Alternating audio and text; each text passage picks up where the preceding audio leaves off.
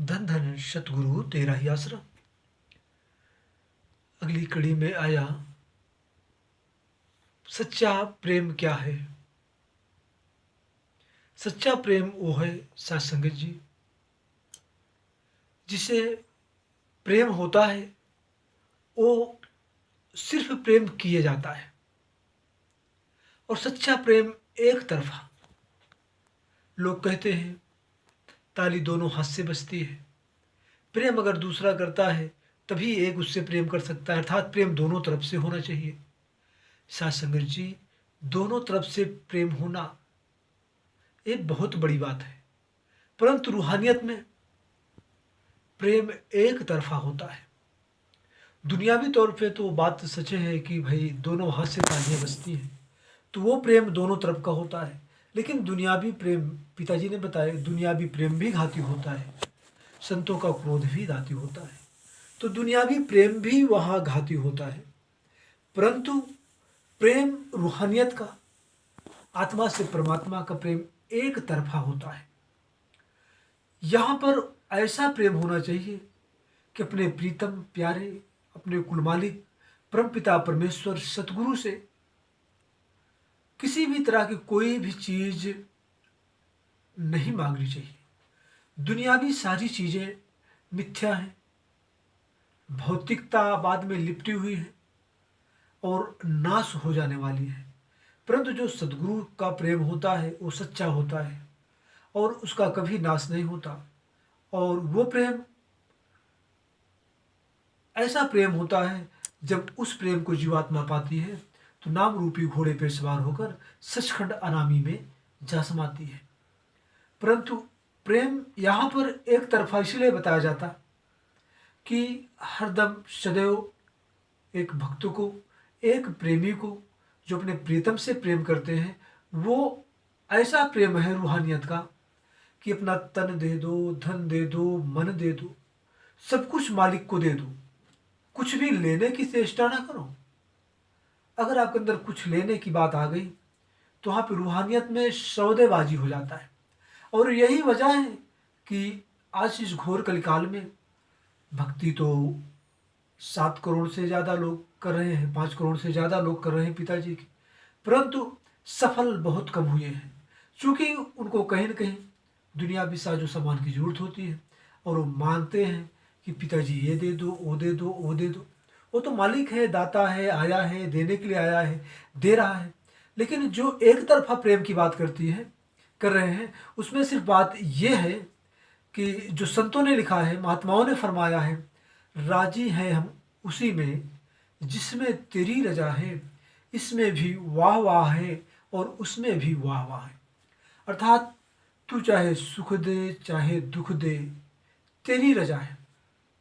हम तुझसे कभी चूं चरा नहीं करेंगे, हम तुझसे कभी ये नहीं कहेंगे मुझे दुख आया क्यों, क्योंकि मैं जानता हूँ कि मेरा सतगुरु जो भी कर रहा है मेरे अच्छे के लिए कर रहा है, मेरे फायदे के लिए कर रहा है।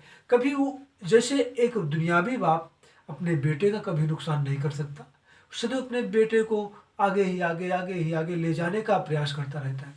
उसी तरह से साथ संगत वो सतगुरु है, सबके बाप का बाप। वो सारी सृष्टि के जितने भी बाप हैं उन सब का बाप, वो कुल मालिक है, वो परमपिता परमेश्वर है।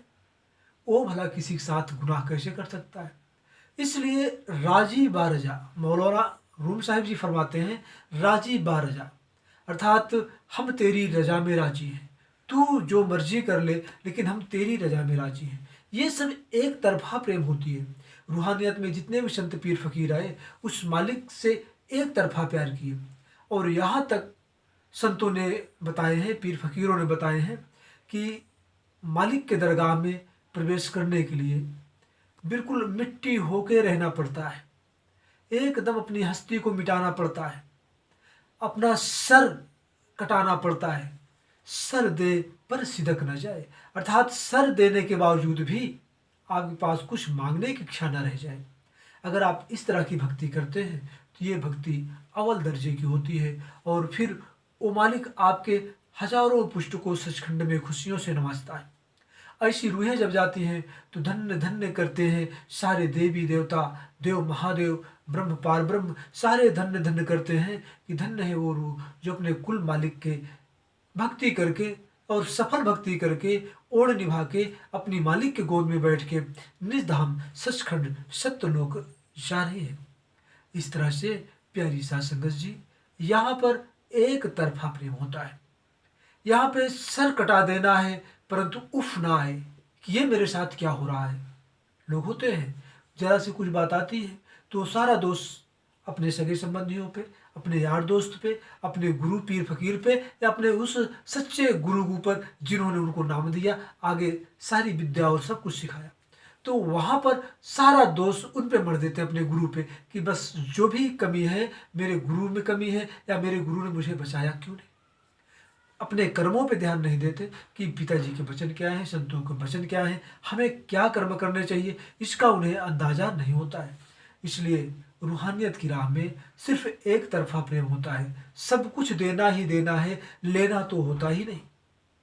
इसलिए प्यारी साध संगत जी, रूहानियत का वो रास्ता है, इतना सफल रास्ता है जिसका कोई अंदाजा नहीं लगा सकता, परंतु वो सफल रास्ता कब है, जब आप दीनहीन बन जाओ, आपके अंदर नम्रता आ जाए, दीनता आ जाए और आपके अंदर वो सारे गुण आ जाए जो मालिक परमपिता परमेश्वर को भाता है।